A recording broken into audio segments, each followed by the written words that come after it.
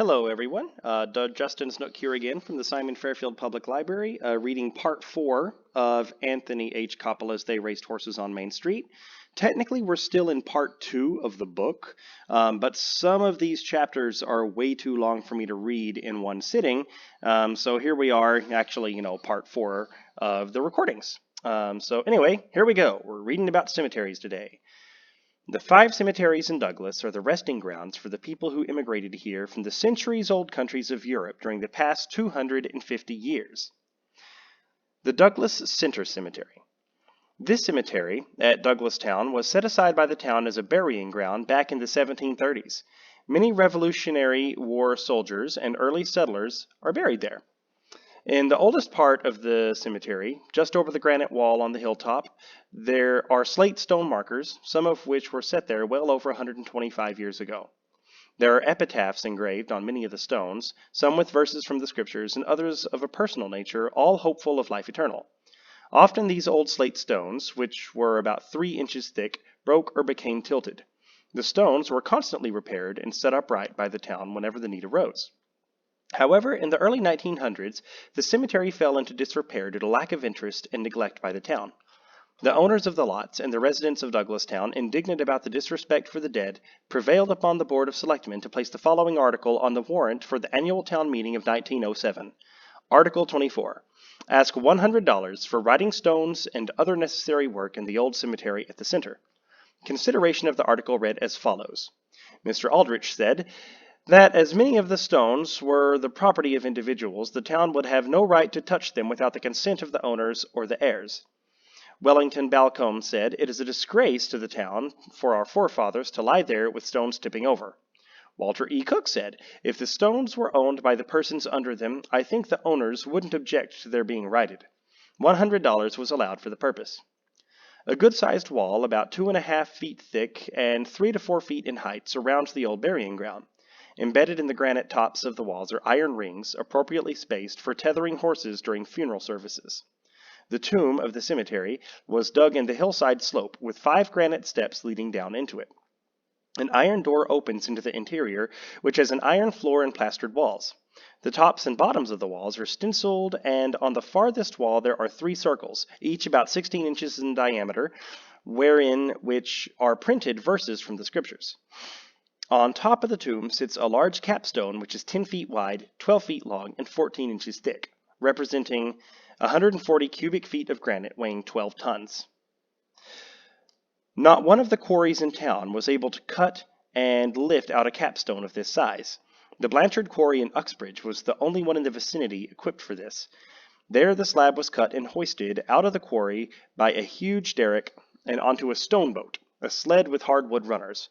The enormous 12-ton capstone was then dragged by 25 yoke of oxen to the old cemetery at the center, a distance of 5 miles. The South Douglas Cemetery. Most of the pioneers of South Douglas are buried in this cemetery, which dates back to around 1810.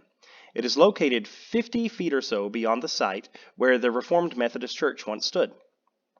The cemetery has not had the best of care in recent years, the neglect due to the absence of heirs and lack of money. The poor condition of the cemetery prompted South Douglas residents to make an appeal for the improvement and maintenance of the burying ground, which was presented in this news item of 1906.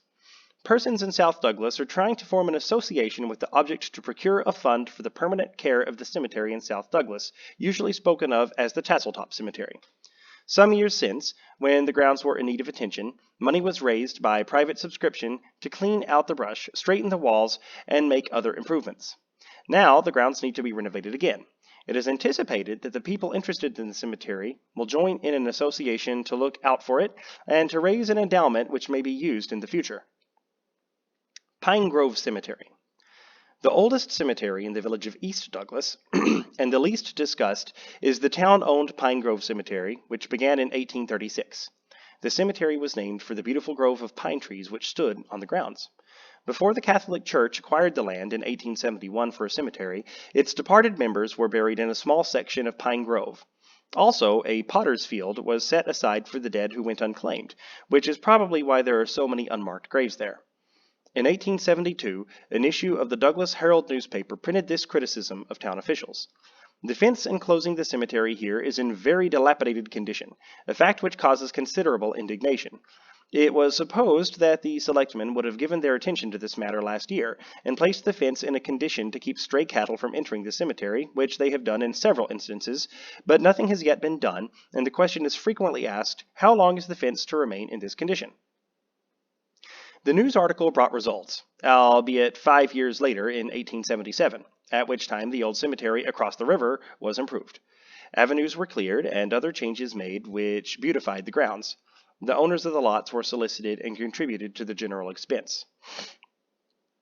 James Smith, who died in 1905, left certain public bequests in his will, one of which read, "To the trustees of the village Pine Cemetery, East Douglas, $2,000 to be used to erect and forever maintain a suitable iron fence around the cemetery."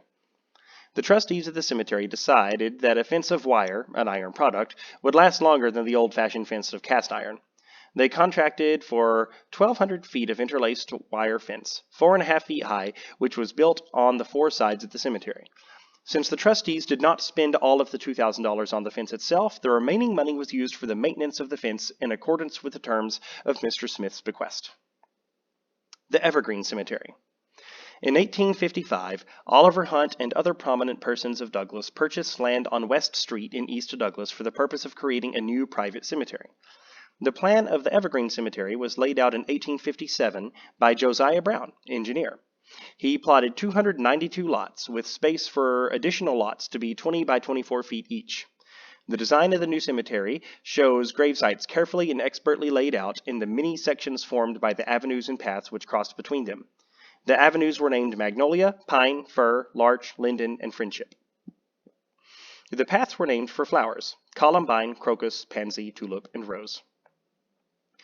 11 years after the cemetery was plotted, a news item of 1868 nicely described it. One of the pleasantest walks or drives in this vicinity is in the direction of the new cemetery, and when this is reached, a walk among the graves of the dead will amply repay the visitor. A lane about 20 rods long leads from the highway to the center of the yard, set out on either side with young trees. No better place could have been selected for a burying ground. The land is just undulating enough, and the evergreens sufficiently thick to make the spot picturesque and attractive, and the winding walk and driveways are laid out with skill and judgment.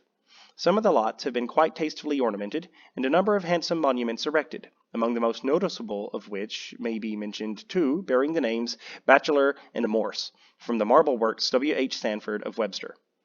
These monuments would be an ornament to any burial place, and reflect credit upon Mr. Sanford's establishment. An organizational meeting and certain proposed changes in the bylaws to the cemetery appeared in this item in 1907. The 3 members of the Evergreen Cemetery Association met in the office of Charles J. Batchelor's greenhouse at 5 o'clock Saturday afternoon, and distributed offices as follows: President, Edward B. Knapp; Secretary, Charles A. Hunt; Treasurer, Charles J. Batchelor. When the association was organized in 1856, a rule was made that only the original stockholders and their descendants should hold office in the association and have a right to take part in its business.